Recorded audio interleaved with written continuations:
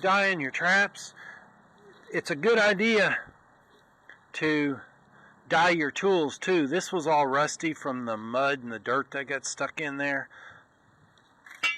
Throw that in there and dye it. Just like my lifter. See how nice and pretty that is now? But I will save this dye and I'll use it again in a couple weeks. Just add some more water to it. So anyways, the way I wax my traps is I use a double boiler method. And I just take an old pot and then I put a stove, a shield that goes under the burner, and I invert it like that. And then I have this dog bowl. I wish it was bigger, but a 2-quart dog bowl and full of wax. And I don't want to spend a whole bunch of money on a bunch of wax. So I just do the traps one at a time, and it only takes about 2 minutes a trap. And I only run probably 25 traps or so. Most of them are almost guaranteed catches, but I don't run a really big line. So I just stick them in there one at a time and get them. So you can get your wax, any Fleming Trap Supply or F&T's, the two places I use. So I'll stick this in there to get it up there a lot more, but I use the double boiler method. That way we don't worry about burning the wax or an explosion from getting the wax too hot and it flaming up. I keep all my traps in a 5-gallon bucket with a lid on to keep them basically scent free. But when you get your wax up to temperature, you just take your trap and you're gonna stick it in, and as soon as you stick it in, you're gonna see that it's gonna turn white. And you leave it in there. I also do my chains, my tags, everything. And you leave it in there, and you're going to watch and see what happens. The white will disappear, and that's what you're wanting, as the wax soaks into the pores. And the cold traps, it's 25 degrees out here. As soon as you stick them in there, wax forms on it. So you got to heat the trap up, and once you get the trap up to operating temperature, once you get the trap up to the temperature of the melting wax, you're going to pull it out or flip it over. And I use a small pan, but just flip it over once the whole trap is heated up. And the trap should look wet when it comes out. It should not have any white on it.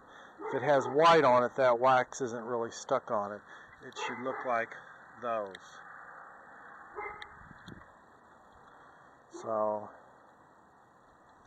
yeah, this is sort of tedious doing one at a time, but this way I've only got maybe 2 pounds of wax in here, and I'm not out a bunch of money on the wax, and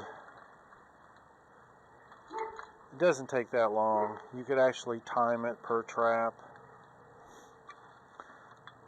And then you just pull it out,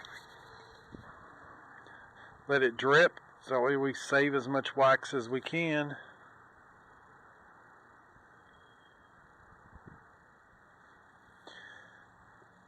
And you hang it up and let her drip dry.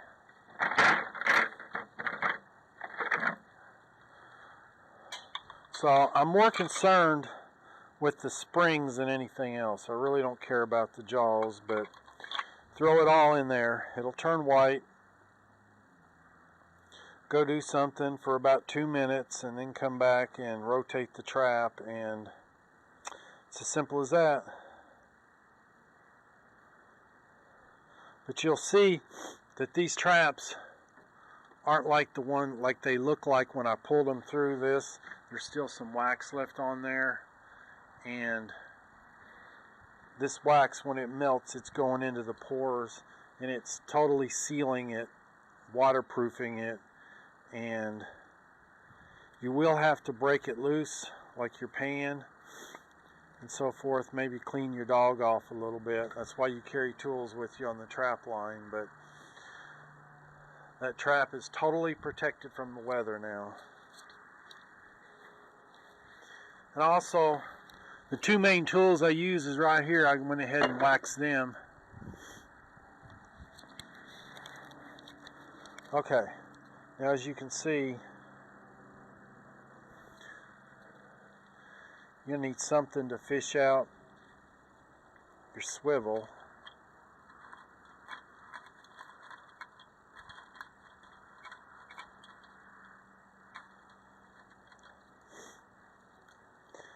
As you can see, as it heats up, that white look will disappear.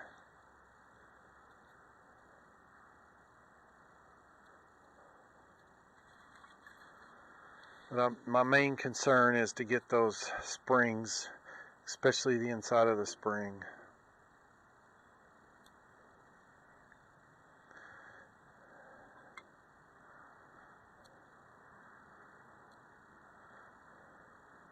So I don't know, it takes about 2 minutes. So then I just flip the trap over like that. Heat the jaws up. It does need more wax in it, but